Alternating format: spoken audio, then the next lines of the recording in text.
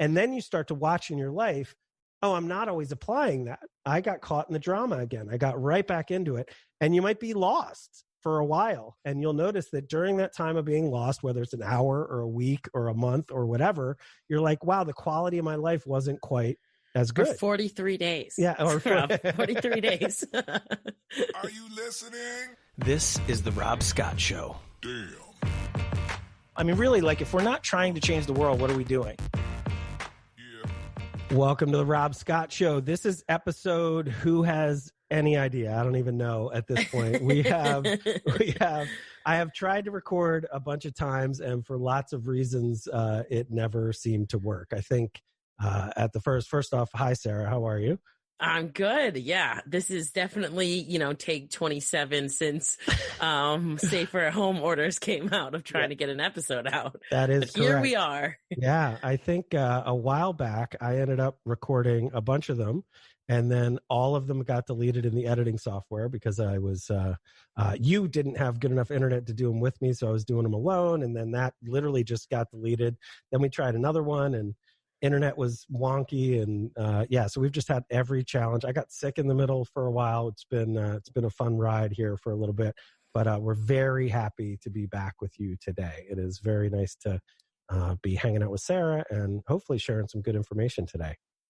Yeah, it's been super challenging, I think, for a lot of people everywhere. And just some of our personal shares, like Rob said, is he got super sick, and it was probably most likely the coronavirus in addition to other things. And it was like he was down, and everyone in my household got, sent to work at home, and we didn't have the internet capacity. So it took like 3 weeks for us to get a tech out to put some internet in. So it worked. And it's just kind of been like, it's been crazy. 1 minute at a time, one day at a time, 1 hour at a time, 1 minute at a time. Yeah. And being sick is certainly not fun. I definitely had some flu stuff going on. And then I also had a very large kidney stone going at the same time. And so there was a period of time where I was definitely on the floor for a couple of days, and I ran out of food at the same time. So it was sketchy there for a minute, but I live alone. So our listeners know Rob lives literally across the country from me. So when he says I ran out of food and everyone's thinking, why didn't you call up Sarah? There was not much I could do for him. That's correct. From my side of the country. That is true. And it was tough because it was when, deliveries were spotty and nothing was really able to show up. So anyway, it was fine. I'm fine. I feel amazing now, which is great. I definitely feel like I'm back.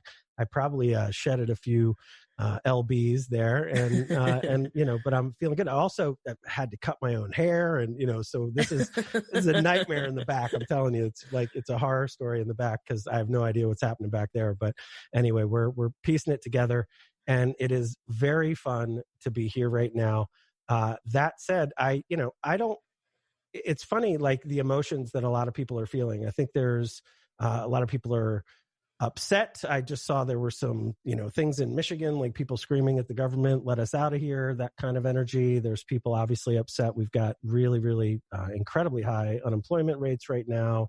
A lot of people are super duper having fun on TikTok or Zooming their friends. And, some people are just, getting drunk at 10 in the morning and having a great time. So I think there's this 1,000 different ways to experience this. And it's been very, very crazy for all of us, obviously. And Sarah, your experience is very different than mine because I'm all alone. I've literally barely seen a soul in a couple of months. And you've...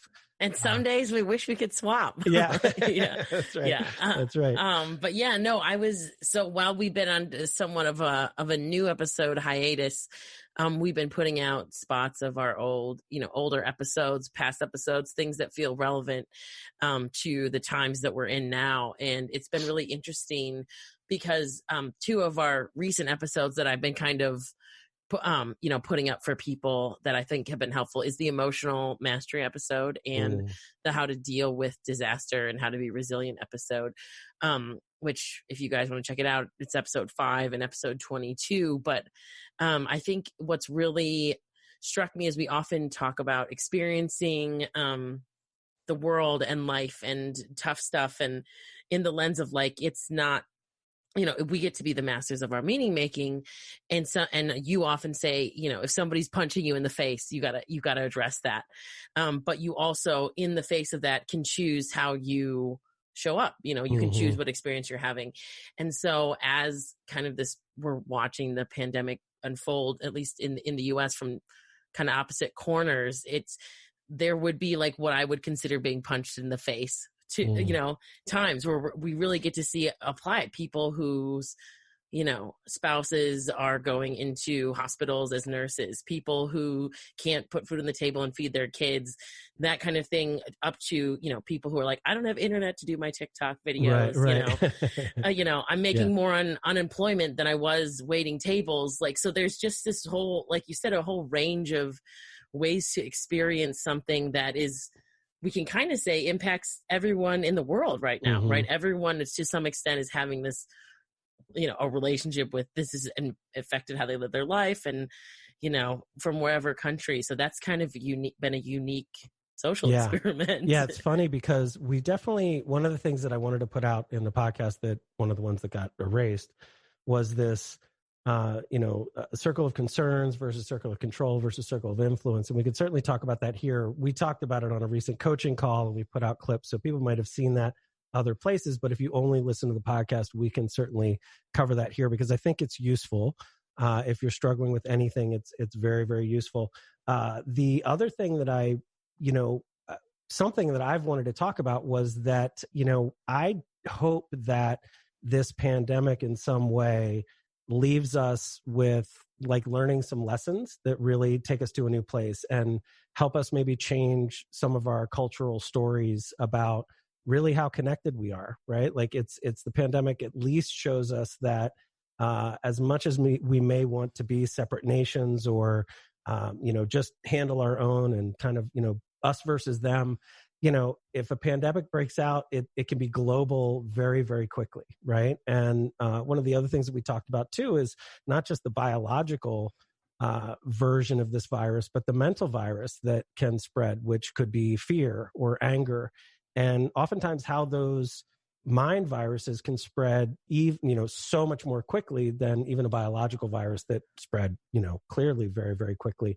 But literally in an afternoon, if enough of the world sees a certain message, we can all turn into really fear-based or really angry or really overwhelmed.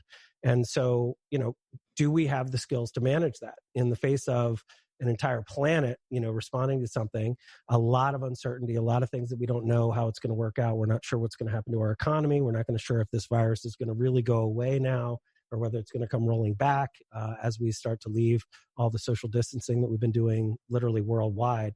And so, do we personally have the tools to deal with that, to manage our own mindset? And then also culturally, like what are we going to use this for? Can we learn anything, about the environment? Can we learn anything about the fact that whether you like a global narrative or not, we're going to have to learn how to play well with others, because something starts, in China and it's all over the world very, very quickly. So we all have to know, what does this mean for us? What are the new stories that we're going to tell ourselves so that they're driving a reality that's way more useful and helps us all thrive and prosper in new and better ways?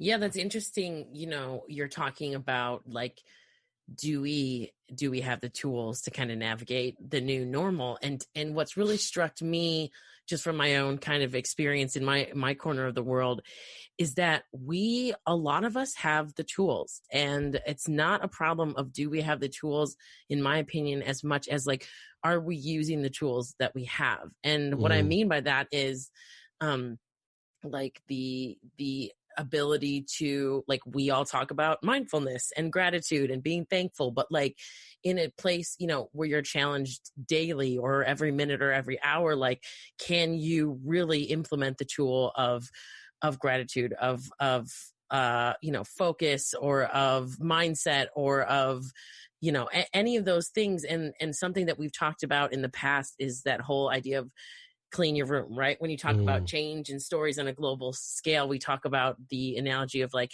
well, can you really impact change on that level if you can't, clean your room, like change the environment that you're living in? And since so many of us are stuck at home in our rooms, literally, depending on how big your house is, it becomes really apparent, like where the can I clean my room? Can I manage the space that I'm in with the people I come in contact? Can I practice, graciousness and mindfulness and gratitude with like the people in my household, in my bedroom, in my kitchen? Can I manage my own attention in the face of the screens that I'm dealing with, right? TV exactly. or scrolling, or, the constant obsession, like watching news, right? Our news diet. And it's interesting because it's a little bit, I would probably recommend against what the impulse is in a situation like this. The impulse in this is probably to watch the news all the time, right? Especially earlier in the pandemic when we really didn't know. I'm not suggesting we know a lot now, but I feel like we think we know more now, and things seem to be calming on at least in this moment. Hopefully they don't surge back, but we'll see. But there was a lot of time there where it was like, oh my gosh, like, I think there's a general impulse to be informed.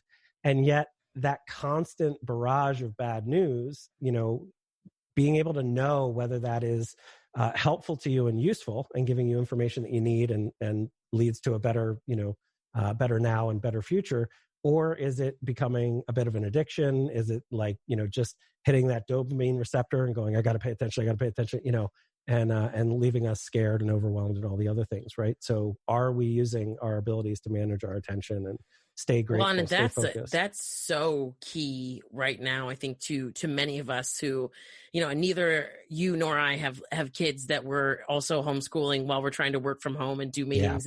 But the management of where you're putting your attention is so like, so that I would consider a tool, right? You said there's tools available. We have the tools to manage our attention by using different practices and mindfulness and things like that. But like, are we applying them? To your point, do we have the phone up, the news running, the kids are running around?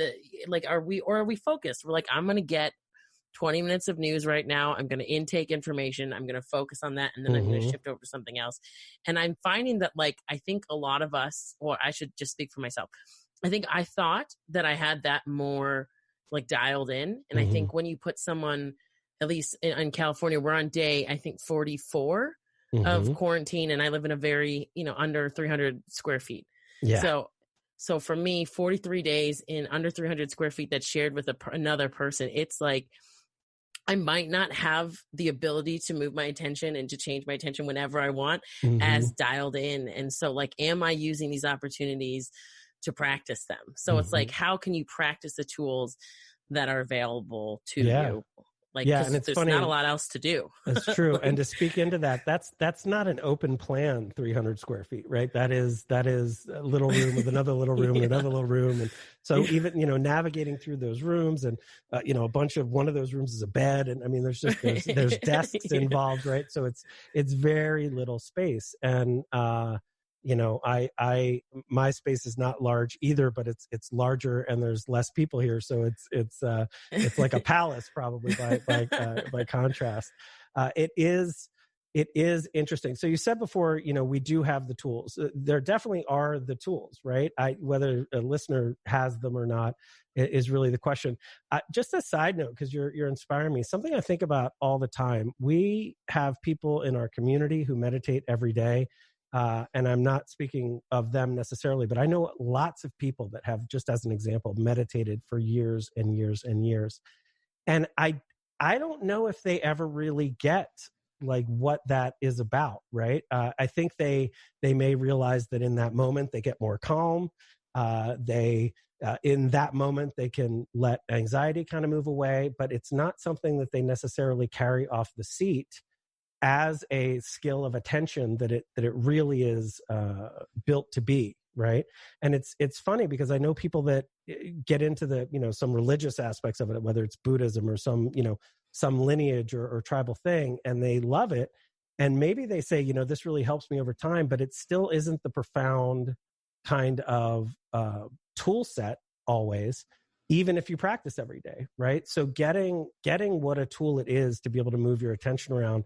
And knowing that when you're meditating, at least partially, that's the practice, is like just being aware of like, am I captured by another impulse, by another thought, or can I leave my attention somewhere? Can I move it back? And And it's okay if you can't, but that exercise of knowing more about that and seeing when you get lost, and in any moment being able to bring your attention back to your breath or back to your seat or back to some sensation or just a different thought is endlessly useful, right? It's such a phenomenal tool, even off the seat. So while you're practicing, it's not like meditation ends there. That's something literally that you can do moment to moment as you're frustrated with somebody in your environment, or as, it's complex and, oh my gosh, I have to clean again, right? Because when we talk about cleaning your room is a system that's built to devolve, right? It is not Yeah. straightening itself, right? As it gets used, just stuff gets messy. And so it takes some attention to put it back. And so it all can get very overwhelming. And so how are we dealing with that? Yeah, I mean, I love the word practice, because it really is practice. And I just kind of want to inspire our listeners who are kind of like maybe very aware of these tools, that there's definitely a difference between knowing the tools and applying the tools, and just to kind of and then embodying them, like and embodying the having tools. them be automatic, right? Yeah, definitely. And just to kind of like overshare about Rob's life, because I know a lot about him. I literally, like I said, walked from kind of across the country as he got sick with a flu and a cough, and then went through the horrible pain of having kidney stones while being like alone in his apartment without food, and like during like the outbreak of the pandemic, right? And there's like him on the other side is saying like, it's it's fine, it's gonna be fine, I'm doing what I can, this will pass, if it doesn't, like, I'm fine. And like, really, I would tell people, are like, oh, how's Rob? And I was like, yeah, he's probably sick. He probably has a coronavirus. And they're like, oh my God, like, check on him. Is he going to be okay? And there's a part of me that's like, no, like, I think he's going to be fine. And I'm not saying that he's healthy right now, or he feels good, or he's not in excruciating pain, but like, there's a level of, I'm watching him be fine. And like, I'm not managing that myself, right? And we have the same knowledge of the tools. So it was really interesting, because there's a way to, like Rob said, kind of embody these tools in a new, and really change your experience with whatever's happening, whether that's real illness, financial stress, just space, dealing with space and technology. There's really, and it's obvious. It's obvious. And when somebody's embodying it versus like, you're talking about people that and I'm sure there's tons of people like this that meditate. And they're like, I checked the box, I did the practice, but like, have you embodied what that is? And how, if you can embody what that is, you're really at a next level, and this kind of relates to that resilience episode that I was telling you about. Then you really truly are resilient through whatever. We just all happen to be in dealing with the pandemic right now, but it could apply to something like a breakup, or losing your job. I know like millions of people in the US have applied for unemployment, but like, on a regular day, someone could lose their job, someone could get really ill, someone could lose their house or have to downsize or whatever. And it's like, can you embody the tools? And if you can't, like, what's the step that you need to take to go from like knowing it to embodying it? Yeah. One, know them, right? And let's not forget to do the circle of concern one. The thing, get help. I mean, whether you get it from me or you get it from somebody else, there really is a different level of applying, I guess we'd keep calling them tools, right? This wisdom, this knowledge, this ability to have a different experience. It's very funny. And thank you for all those things that you shared. I didn't know that I had kidney stones. I was like, maybe I've got an infection. Like, I literally didn't know what it was. But there's a lot of physical pain that comes with that. And so once I discovered what it was, and it was, it was like, oh, okay. Like, and in hindsight, it made a lot of sense, at least for part of what had been going on for me. And I ended up getting this really sweet text from my mom, because, to your point, like, I'm not over here like complaining or trying to get a lot of attention, or it's just sort of like, this is what isness is right now. So now I'm in a relationship with this sensation, this feeling, right?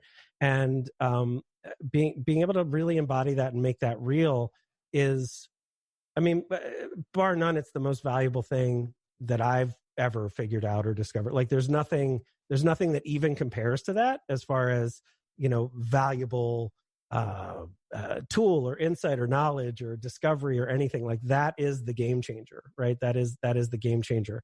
And it doesn't mean that I enjoyed that physical pain. It doesn't mean that it's continual bliss or anything like that. But the ability to face it, be with it, not run from it, and literally not suffer from it in the same way. Same thing with the pandemic. I really have no idea what this is going to do to our business. I have no idea if people can continue to afford to work with it, like all those things, right? But me being super anxious about that or worrying about it at night, it doesn't change anything. So I'm just going to experience what is, and we're going to keep moving forward and trying to serve and do those things.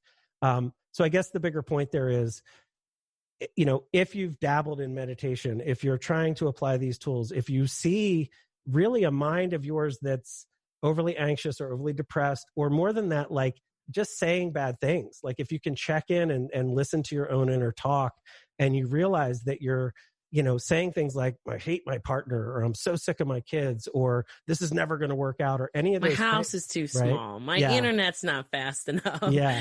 I'm not making enough money. I'm not focused long enough. I'm not getting enough exercise. Like, there's a million things. I'm so sick of this. Like, I wish I could go to a restaurant, like whatever, all those things. And it's not that you should never have those thoughts, but if those thoughts are persistent, if you can tell that they're holding you back, there's a way to gain a new inner narrative. And so we're talking about a bunch of things kind of at the same time. I was talking about hoping that we leave this with a different story, right? The level of story is it's almost fractal, right? It's all the way down to the individual, and literally every thought that you're thinking is a form of a story, right? It's a meaning making that you're doing in that moment, and gaining a better self narrative, right? For your identity, for what you think about your partner, for what you think about your own capabilities, for what you think about yourself, for what you think about your kids. Literally just changing a narrative in a moment, you will see that if you change that narrative in a moment, you've changed your experience of that moment. Right now, if you don't really embody it and you're just kind of trying this tool for the first time, it may only be a short period of time, but there's a way to ground that in and really get a story going there. To go back to what I hope we culturally take away, the level of story is also what we're saying to each other, right? Like, what are we talking about that we believe about the economy, or about money, or about health, or about participating globally, or about, what we need to do next as a nation, what we need to do next as a local business, whatever those things are. The power of story underneath that is going to drive so much of what we're doing. So, and we'll talk about this more in the future. We don't have to do a whole big thing on this now, but just the fact that we could gain more control over changing the narrative. And what I hope is that our desire isn't just to go back, because we really have had quite a lovely run of lots of prosperity and lots of, there's been a lot of great stuff going on. And so I'm not saying that's been bad and we shouldn't want to go back to that, but what's a better future that we could get out of this? Like, what are the things to learn here? How could we be more resilient, more prepared, more prosperous? What are we going to do economically? All these things, we now have an opportunity to tell ourselves and each other a different story, which is going to underlie how we decide to, interact and do that, because story is way more foundational than we think it is to how we experience reality. Yeah. And I love that. Like, this is, I think, part of the fun of doing the podcast with you is that we're like, this is what we're going to talk about. And then we have like two totally different perspectives about it. Yeah. So I definitely do think we're kind of talking about two things that are a little bit different, but related. And so I think if the ability to kind of create your own story that changes your experience, as well as, other tools and stuff that is available to you, then I would say, and there's actually this really good, it's on our blog, it's also on our Facebook page, a post that Rob wrote where he talks about this. I'm kind of stuck on this idea of practice, right? Ooh. So we have these tools already, or a lot of us know what to do, or we can easily find out what to do, but it's like the practice of actually doing it and embodying it. And so Rob wrote this thing where he basically is saying, like, it doesn't have to be perfect every time, and that it doesn't have to be continual. So like he was saying with the pain of being sick, it's not that it was an enjoyable pain or that he didn't feel pain. It was that, the more practiced you are, the more you can embody this different story and use the tools to kind of get through whatever. For me, on my side of things, who's maybe, admittedly less practiced than Rob at this point in my life, I can see how coming to these tools can change the experience. And I also don't always apply them, you know, as resiliently as maybe as Rob does after many more years of practicing them and mastering them. But I can see the difference, right? And so for everyone who's, no matter what level you're at, I want to also kind of encourage you to keep practicing the tools. And it's not going to be perfect. You're going to have days that feel like that nothing went right. You didn't do anything right. You never got out of your funk. You couldn't manage the thoughts that kept rolling in. And you're going to have days where you succeed, but the keep at it, because the more that you practice, the easier it's going to be. It's like practicing anything, right? Yeah. The more you practice, the better you get at it. And don't be discouraged by like, well, I'm not, you know, perfect Zen, or I didn't deal with that right, or I got cranky in that moment, because like we all have the same ability to kind of practice with these tools and get better at them. And a lot of us are having probably more opportunity to do that right now than we've ever had. Totally. Yeah. And, you know, I'm a huge fan of, you know, fuck it days, right? Like, so, you know, because practicing is annoying, right? Like it's not always, a lot of times practice can be really fun. But I get it that like, we don't want to practice these, like, because, you know, you're talking about your relationship to the tools versus mine, right? Right. I get it. Like you may know about them, but you don't always want to do it. Like sometimes you're like, like I just kind of want to be pissed, or I want to be whatever. Right. That's fine too. Like right. Do that. If that's serving you and you're enjoying that and you're not hurting anybody, do that as much as you want. Like you can be grumpy pants. I kind of hope I turn into like a grumpy old guy. Like I think it's so fun. I don't know how real it'll be, but I want to play that character a lot, because I think it's fun to just, you know, it can be really fun to gossip and bitch about stuff. Like all these things are very human and very real. And I'm not selling any kind of version where those things don't exist or that's not happening. And here's part of why, because the practice is not so that you can get to some other place. The practice is really to realize that in any moment in this moment, you can change immediately your relationship to suffering, right? You can immediately change. So that's why you can have a fuck it day. Like if you don't want to get to it right now, that's cool, because there's no path to this. It really is available as soon as you want to apply it. Now, with practice, like hold that truth, right? That's we're going to get into maybe a little bit of a paradox here, but that wake up is always available to you. The grow up, or the maturity of it being more embodied and more persistent and less something that you have to practice, right? Like I don't think you could never steal this from me. Like I don't need to practice another minute. It's not about practice. It's just, it's a way of being, right? Like it's just a thing, right? And so that is available. The problem, and what I think the post you're talking about was really about, was I was trying to take away the desire to be fully awake or finished or whatever, because that desire is another kind of thorn in your side. It's like that desire itself is it. And so the wake up is really the death of that desire, and really the okay with it is what it is, right? Which is both very arrived and awake, and also like there's no path to it, right? So the paradox is you can apply this whenever you want. If you don't want to right now, that's cool. Take your time with it. It'll be there for you as soon as you want to, because it's right here whenever. However, to Sarah's point, should you decide to practice a little more, it will become easier and easier and easier and more automatic, so that won't be a thing you have to apply. It'll just be closer to a way of being. It'll be more obvious, right? So sometimes we could see when people are arguing, you know, we might have horrible, not so clear example, but you might imagine that, you know, you're a younger person and it's really fun to be catty and you think that's very real and important. And then maybe you evolve out of that in your 20s or something, and you get back with old friends from college and you realize they're still doing it, but it doesn't make the same sense to you anymore. So you're sort of like, to play along, you almost have to like fake it with them and be mean or something. And you're like, you guys are still doing this. And it's like, they didn't evolve at all. Right. So the evolution of this becomes like that, in that there'll be these annoying things in your family, in your work, there'll be these things, but your relationship to getting hooked by them or getting caught starts to fall away. It doesn't mean that then, getting knifed in the back isn't like, oh no, what do I do? Right. There are levels of how much we can endure and what's going to happen and all that stuff.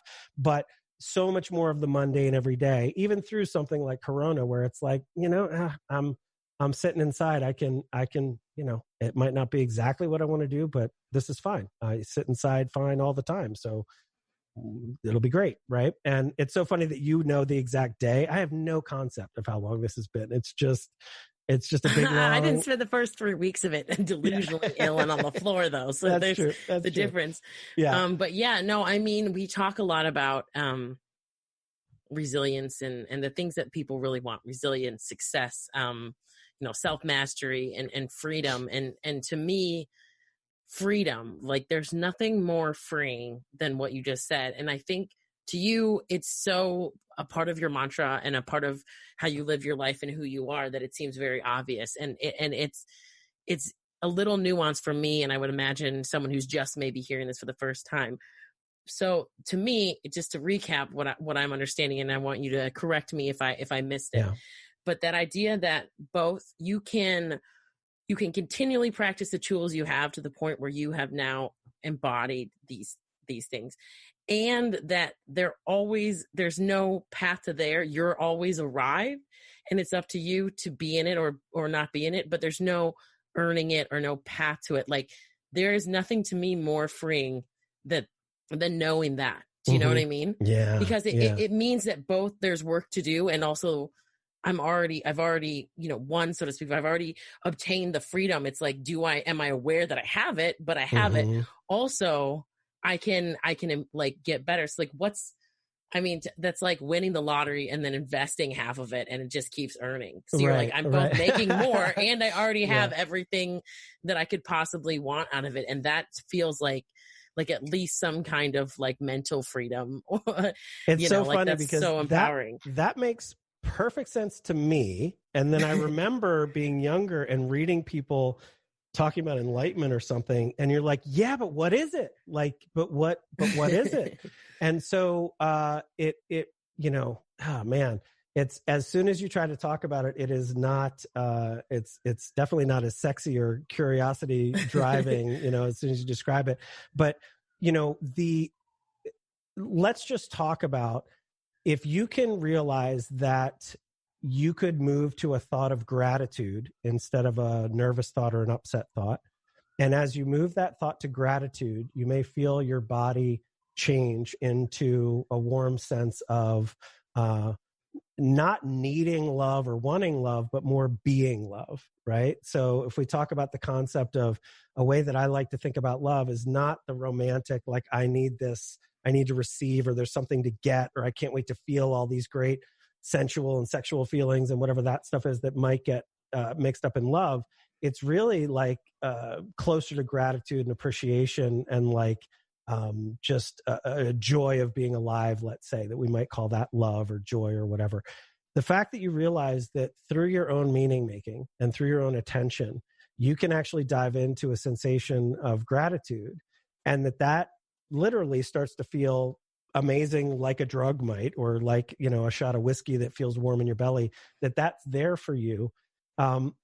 You start to realize that, oh, I'm doing this, right? I'm not doing all of it. Like sometimes I'll get a punch in the face. Sometimes the building's on fire. There's other things going on too, right? So it's not just The Secret where we're all, making up our own reality 100%. It's not solipsism exactly, but you're so much more in control of what your relationship to isness is. And so as you start building some type of a gratitude practice, some type of a mindfulness practice, and I literally want to almost take the word practice away from that, because it's a move of gratitude or a move of mindfulness. When you realize that you have access to that, when you've had one experience with it in a way where you realize, oh, I did that, then I think you can kind of birth that lottery feeling that you're talking about, where you're like, oh, now, and then you start to watch in your life, oh, I'm not always applying that. I got caught in the drama again. I got right back into it. And you might be lost for a while. And you'll notice that during that time of being lost, whether it's an hour or a week or a month or whatever, you're like, wow, the quality of my life wasn't quite as good. Or 43 days. Yeah. Or 43 days. 43 days of 300 square feet of just bumping into everything. Right. I got it. Yeah. But that's what's available to you. And so, obviously, if you don't have access to that yet, you need to have that first kind of understanding of it. after that, then you can start to put these things together. And so you look like you want to speak into that, or? Oh, well, I was just thinking, you're like, it sounds less, sexy and attractive when you start talking about it. And I would respectfully disagree with that. I think generally that's true. When I could choose between going out with my friends or going to a concert or whatever, like going on a hike, going on a vacation, it's like, yeah, I'm going to go do all those things. What you're talking about sounds great, but like there's a million other options of things to do. Yeah. But right now, like where we don't have answers necessarily of what does normal look like? When do we get to go back into our office? When do we get to go on a vacation? When can I plan a wedding? Like all the things that we just kind of take for granted. Yeah. That sounds, what you're talking about sounds like the most bestest thing. Like that is like, that is let's start with everything. this. Let's start with the tool that we have talked about a few times on recent coaching calls and things like that, but let's put it into the podcast. I think last I heard this from Andy Stumpf, it's a military concept. That's, how I've come to it and know about it, but it seems incredibly useful in any kind of chaotic time. And so why this is, really used in the military is we're sending men and women into very sketchy, overwhelming situations, and they need a certain kind of mindset, right? They need to manage focus in a certain way. And so they've built a ton of great tools. Something that's a part of our Back to Breath challenge is box breathing. That's another one that we could talk about, which that is, I'm pretty sure, regularly taught in whether it's just special forces or maybe much of the military. It is something that's shared as a way to calm yourself down if you notice that you're in a bad situation and you're feeling anxious. So let's talk about this circle of concern, and let's go back to maybe even the beginning of COVID, or now still, to your point, like it's been so long and we're now bored and there's all these things and there's a lot that we don't know. The circle of concern is almost anywhere that your attention could be. So if you think about everything that you're concerned about, it's this big, wide circle, and your mind could really get lost in that. You could end up ruminating about a bunch of things that are difficult. You could be jumping all over the place at what's happening in the economy. Am I sick? Is my relative going to die? What happened here? Is my job going to be blah, blah, blah, all the stuff, right? And so what happens then is we get completely concerned about all this big circle of concerns, and yet much of it is stuff that we just don't control. And so well within that area of all our concern is this circle of control. And so once you notice that you're focused on things that are out of your control, and I would suggest you're also upset by them or they're disturbing you in some way, it's really, really useful just to move your attention back to some things that you control. So there's also an intermediate circle that's really interesting called the circle of influence, right? So you may have influence over certain things. You could try to talk to your boss about not lowering your hours. You may have some influence there. You may talk to a child of yours that's in college who lives far away, and you could try to influence them to be safer, but you may not control them, right? So way out is this big circle of concern, all the things that we're concerned about and worried about. Really overwhelming. We can't manage it. That we can't, deal with all of it. So what we want to do in times when we're overwhelmed is remember to bring our attention back at least to what we influence, right? So we may have some influence out here, but even better than that is bring it all the way back to like, what do I control?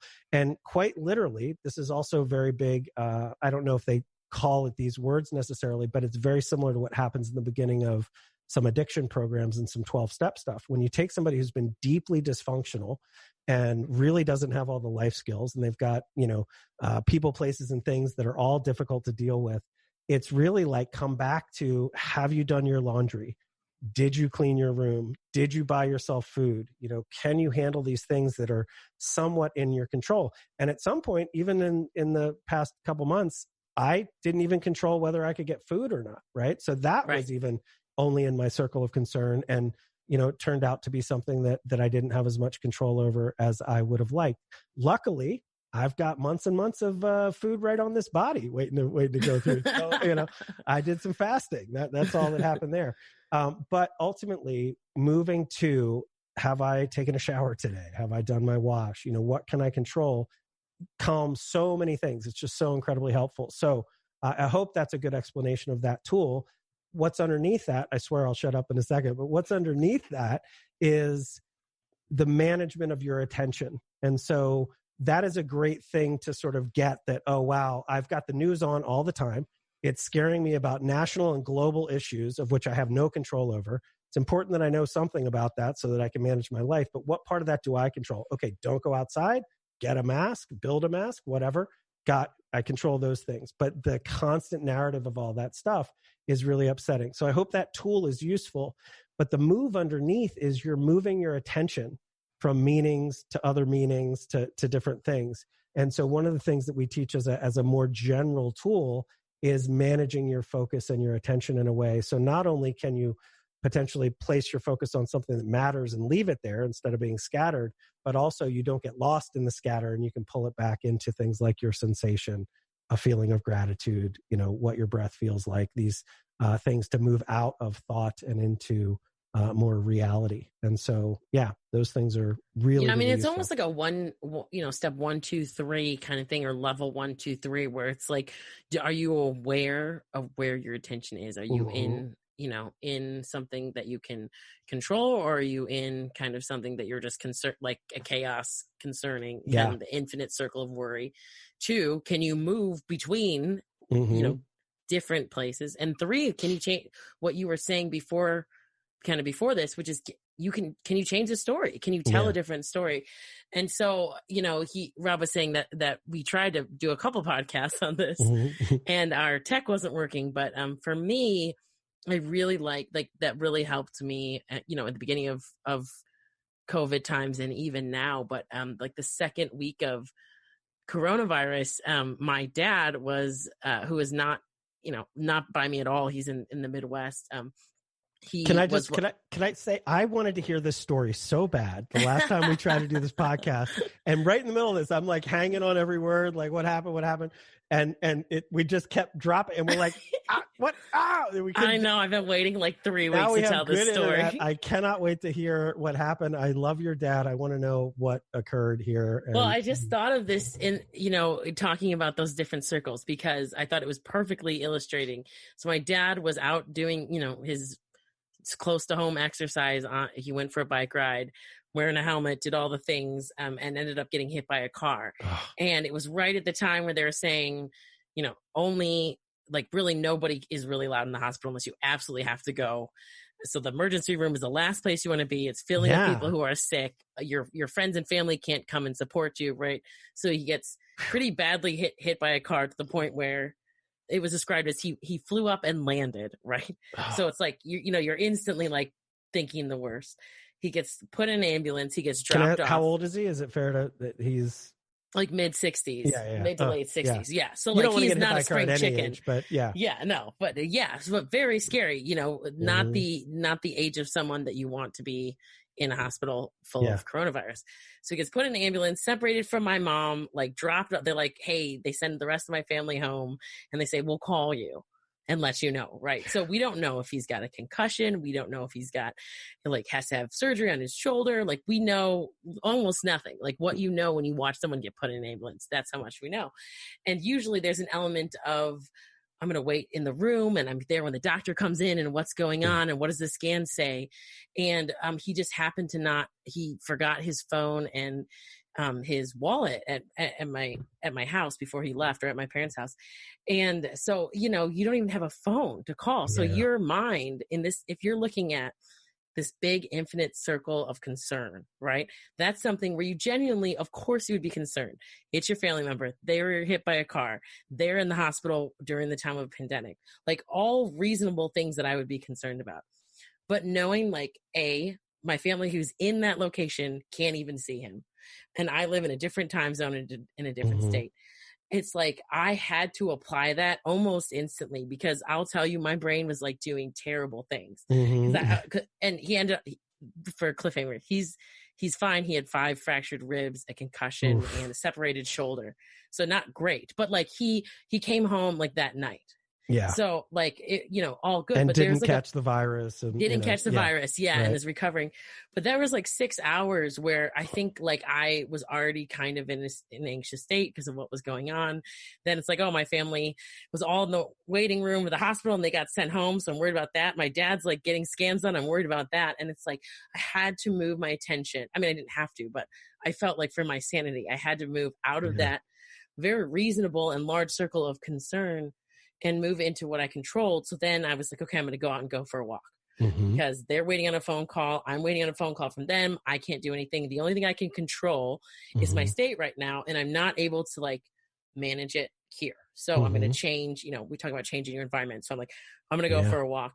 And I think on that walk, then I ended up talking to my brothers and a couple other friends. And so if you look back at that circle of influence, I kind of think like, I kind of see it like a ripple, right? So you drop something in and then there's a ripple out. So I moved from this big kind of overwhelming thing to this very dialed in, like the one thing I can control is I can go for a walk right now.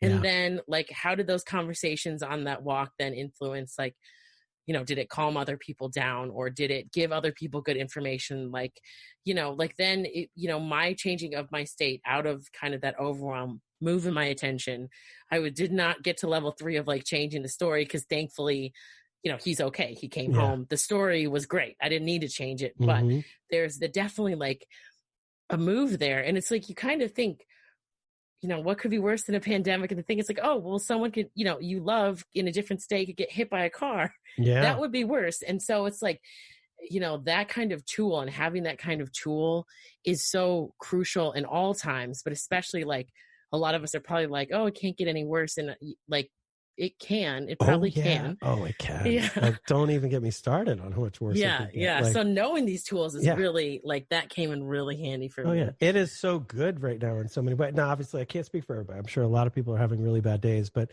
you can take the worst day and you can always add another bad thing. It can get worse. Like it really can. And your mind can do, you could be like, I've never been this stressed. I'll never be this stressed. Yeah. And it can. So like, again, like we've kind of been saying throughout this whole thing, it's not that it's like perfect, that I was like Zen, but it's like, okay, I knew the tool to use and I used it when I needed to use it. And so like, I just really want to encourage everyone who's dealing with whatever level of whatever to just apply, like know that there are things out there that can help you and to apply them when you can. So I love that. Like what a phenomenal example. I love that you applied it like that. It's really great.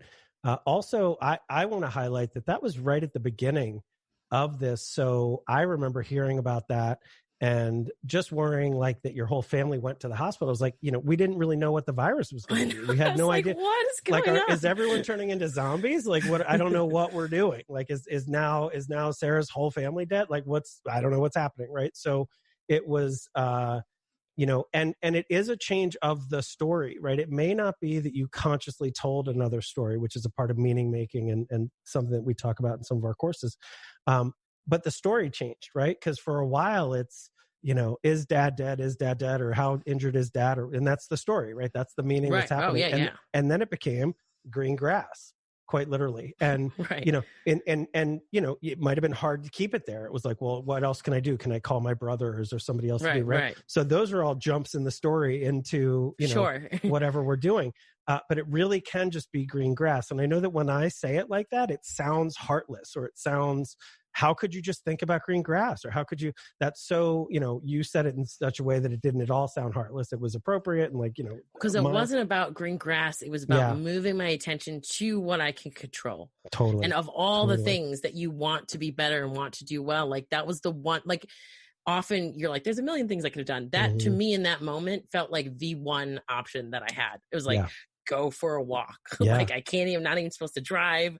I can't, it was like literally go move my legs. And so it became green grass, but it wasn't.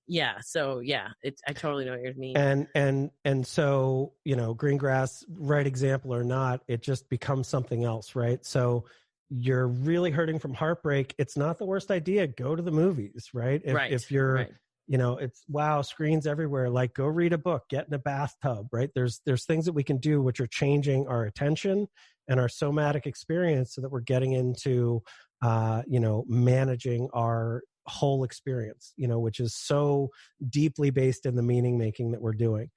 Most of us are deeply attached to the meaning that we're making. We think we're making the only meaning we could be making, and that this is real, and that this is all that's going on. And some enormous percentage of the time, the average mind is making up stuff that is just unnecessarily anxious, overwhelmed, complaining, disagreeing, suffering on some level. And so you, the listener, can manage that so much better, I would suggest, than you might be now, certainly if you're suffering. And this is just one of the tools to do it. So that's very, very exciting. And we definitely want to keep coming out with tools to kind of help you. That's always been what we're up to on this podcast, is kind of free tools coming at you live, sort of recorded, maybe live, whatever. Was something we never asked for. I guess we'll start winding down. I don't know that we ever explicitly say it would be really nice if you enjoy this podcast to go out onto iTunes and give us a review and a rating and all that stuff. I don't think we have very many of those. It would be really nice to get a handful more. So if this is valuable, if you like what we're doing here, please go do that, and obviously subscribe and do all the things and share it with friends and all that stuff. And we will do our best to keep bringing you good, useful stuff. And and you can also find more information about what other tools that you can that we offer if you go to fundamentalshift.com. And I would check that out. And I just think there aren't spaces in any URLs, by the way. So just this one. There you go. Fundamentalshift.com. That is one of our really cool coaching offerings, and it comes with a bunch of our personal development tools, and it's great, and we love it. And we have that call coming up soon at this recording. So so check it out. Just one other thing, this is somewhat unrelated to what we're talking about, but I'll just say on our recording for Rob, is that this is really kind of something that I think a lot of us, this pandemic, this situation that the whole world is kind of dealing with, is something that you think might happen, but if you really get down to it, I think most people would not imagine. And I sent you that funny video on Instagram about the girl that's trying to tell her old self it's going to be different in 3 weeks, and I am just really, in light of talking about being gratitude and focus, I'm really grateful to kind of be on your team and doing this work. And I think that always meaning making and managing where your attention is, and kind of, mining the beauty in life is something that's important. And I think right now, for what's going on, it's not only been useful in my life, but I think it's more important than ever for people that are suffering. And I think there's a lot of people that are suffering and will continue kind of as this, as we go through this all together. And so I'm just really grateful to be doing this work with you. Yay. Oh my gosh. Thank you. It means the world to me too. And I'm very, very grateful that you're here with me also. And it's recorded. So yeah, there it is. There you go. I've got it forever now. That's You've got it forever. This is awesome. No, but let's definitely keep helping. I'm glad I'm feeling better. We're going to be doing more cool stuff soon. This is super duper fun. So thank you everybody for listening. Thank you, Sarah. This has been a blast, and we will talk to you really, really soon. Be kind to yourself and everybody else. Bye-bye.